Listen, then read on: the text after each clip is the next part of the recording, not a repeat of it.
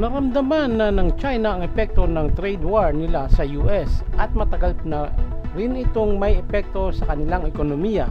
Ilan sa mga pangunahing epekto nito ay: una, pagbagal ng ekonomiya dahil sa mga taripa o buwis na ipinataw ng US sa mga produkto mula sa China. Bumaba ang export ng China papuntang Amerika. Malaki ang epekto nito dahil isa ang China at ang US sa mga pinakamalaking trading partners ng China. Paglipat ng mga kumpanya.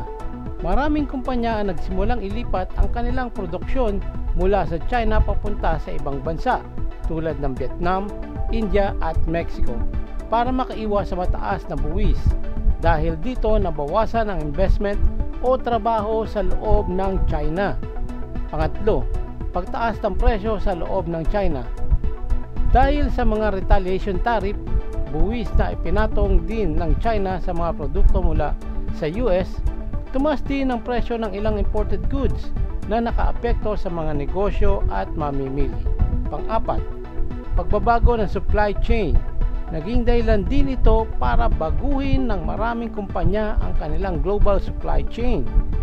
Mas naging maingat sila sa sobrang pag-asa sa China bilang pangunahing supplier. At ang panglima, pressure sa gobyerno ng China. Dahil sa mga epekto ng trade war, napilitan ng gobyerno ng China na maglunsad ng mga stimulus program, mga hakbang para palakasin ang ekonomiya tulad ng tax cut at infrastructure spending. Sa madaling sabi, kahit malakas pa rin ang ekonomiya ng China sa kabuuan, malaki ang naging epekto ng trade war sa ilang sektor nito, lalo na sa export industry ng mga foreign investment. Paano nagsimula ang trade war ng China at US? Una, reklamo ng US laban sa China. Ang US ay may mga reklamo laban sa China tulad ng pagkopya ng teknolohiya ng mga kumpanyang Amerika, intellectual property theft, hindi patas na trade practices, gaya ng pagbibigay ng malalaking subsidies sa mga kumpanyang Chino at mga hadlang sa foreign businesses. Sumunod, trade imbalance. Mas maraming produkto ang inaangkat ng US mula sa China kaysa sa ine-export nila papunta sa China. Pagtaas ng tariff ng US.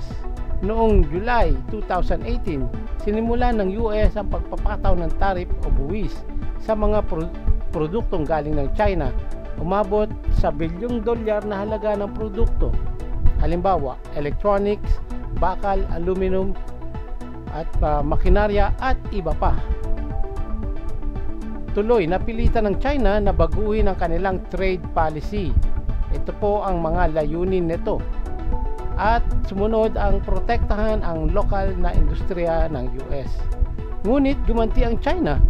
Hindi nagpatinag ang China, gumanti rin sila sa pamamagitan naman ng pagpataw ng tarif sa mga produkto galing sa US tulad ng soybeans, sasakyan, alak at iba pa. At nagkaroon ng tit for tat o gantihan habang nagtataasan ng mga buwis o nagtataas ng buwis ang US at nagtaas din ng China. Ito ang naging ugat ng trade war. At paano humupa ang trade war ng US at ng China? Nagkaroon ng Phase 1 trade deal noong January 2020.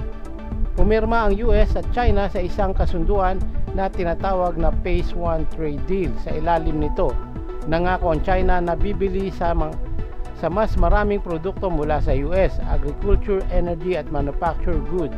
Nangako rin sila na hihinto sa apilitang pagkuha ng teknolohiya mula sa mga kumpanyang Amerikano.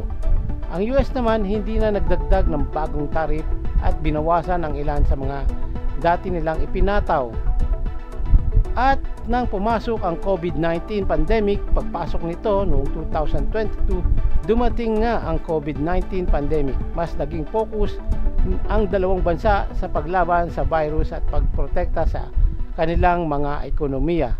Ngunit pag-upo ni President Joe Biden noong 2021, pagkalipat ng administrasyon, si President Joe Biden ay hindi agad inalis ang tarif na ipinataw ng pinalitan niyang si Donald Trump, bagkus pinanatili niya ang karamihan sa mga ito habang siya ay nakaupo bilang presidente ng US. At nasa na ngayon ang US-China trade war relationship? As of 2024 to 2025, buhay pa rin ang ilang tarif. Hindi pa inaalis lahat ng buwis at sa import. Pareho pa ring nag-iingat ang US at ang China. Nagpapalitan ulit sila ng produkto pero sa mas maingat. At ang panghuli, mas tense ang relasyon, hindi lang sa trade. Mas mga tensyon sa geopolitics tulad ng issue sa Taiwan, teknolohiya gaya ng TikTok at semiconductor at military presence sa West Philippine Sea.